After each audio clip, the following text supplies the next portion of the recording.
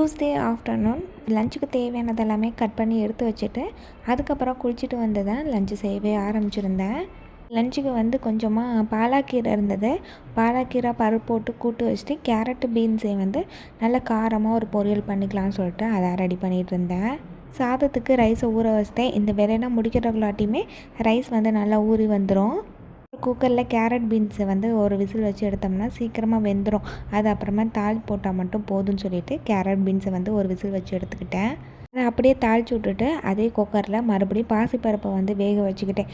பாசிப்பருப்பு கூடயே வெங்காயம், தக்காளி, பச்சை மிளகா, பூண்டு, மஞ்சத்தூள் இது எல்லாத்தையுமே சேர்த்துட்டு குக்கரில் ஒரு 4-5 விசில் வச்சு எடுத்தோம்னா பருப்பு வந்து நல்லா வெந்துடும். அதுக்கப்புறமா கீரையை லைட்டாக வதக்கிட்டு அதோட பருப்போடு சேர்த்து மிக்ஸ் பண்ணோம்னா க்ரீனிஷாகவே இருக்கும்.